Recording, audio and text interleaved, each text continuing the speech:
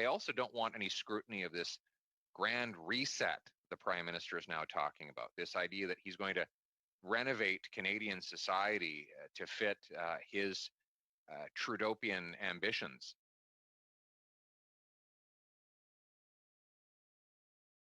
At its heart is a thing called the Protocols of the Elders of Zion, the most damaging conspiracy theory in history. The Protocols of the Elders of Zion is a 100-year-old book. It's a book that was read by Hitler and a book that inspired the 9/11 terrorists. It is perhaps the most dangerous book ever published, a crazy lie that has hung over the head of every single Jewish person ever since. The book claims to be a real record of a secret meeting. In this secret meeting, powerful Jewish people plot to take over the world, secretly start wars, manipulate banks and media, and form an eternal one-world government. I'm not going to work for a group of globalist billionaires who serve their own interests at the expense of everyone else. Obviously, this is an insane racist fantasy.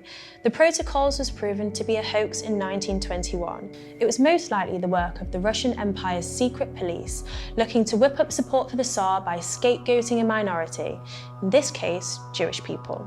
Despite the fact that the vast majority of European Jews lived in abject poverty, the existence of a few wealthy Jewish families was spun into conspiracy theories of an insular and self-interested Hebrew cabal out to control the world.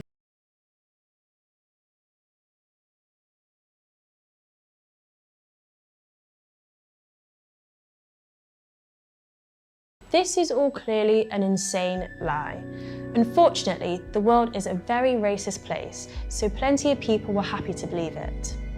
When the Protocols was published, it was followed by a wave of violent mob riots that led to thousands of Jews being killed. And in America, Henry Ford, the guy who made Ford cars, gave away 500,000 copies for free.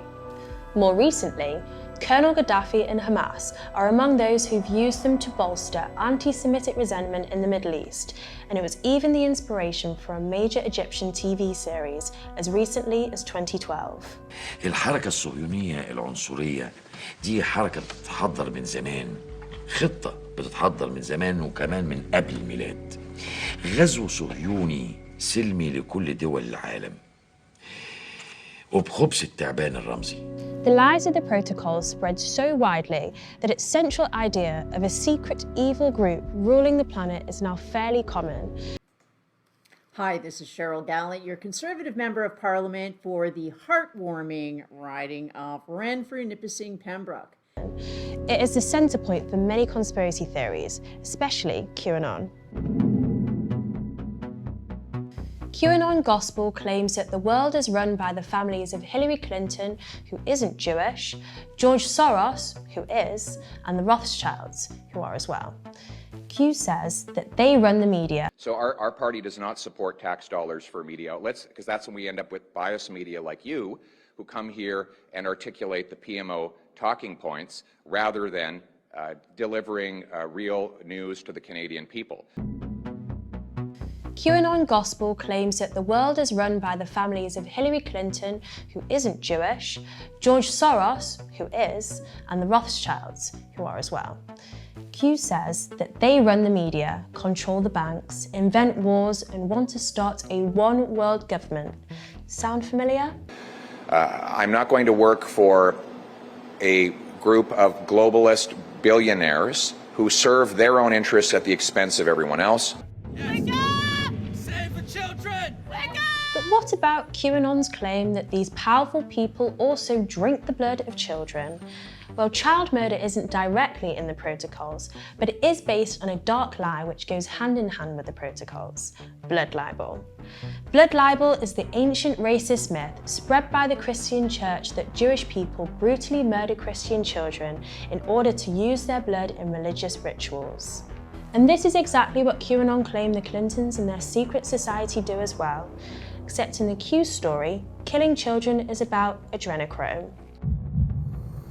Adrenochrome is a mystical chemical that Q followers claim flows through children's veins that the evil elites drink to get high.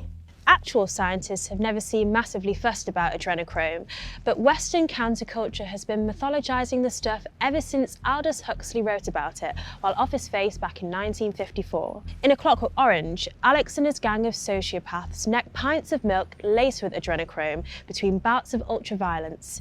And in Hunter S. Thompson's Fear and Loathing in Las Vegas, the character Dr. Gonzo claims it only works if you get it from the adrenal gland of a living human body. There is conspiracies that the coronavirus is a cover-up for what is truly happening right now. Even over in England, they say that the Queen has been taking this to outstand and live a longer life, and it's said to give you eternal youth.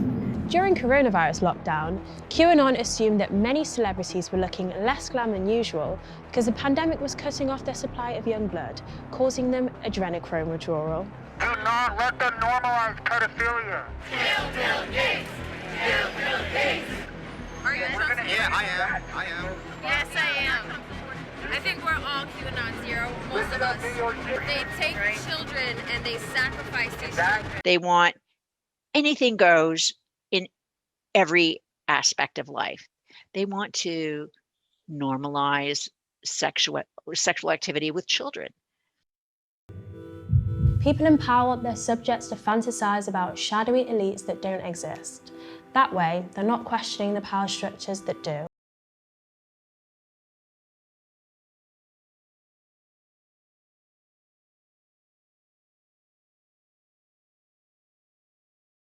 I don't know much about the movement other than I understand they like me very much, which I appreciate. You are secretly saving the world from this satanic cult of pedophiles and cannibals. Is that supposed to be a bad thing or a good thing? I mean, you know, if I can help save the world from problems, I'm willing to do it. I'm willing to put myself out there, and we are actually. Some leaders are so bad, so full of lies, their followers have had to believe in a legion of secret pedo-vampire societies in order to make their leader look like the goodie. Pierre Poilievre saying the World Economic Forum will not have its hands on Canada makes me happy. I hope he actually means it, okay?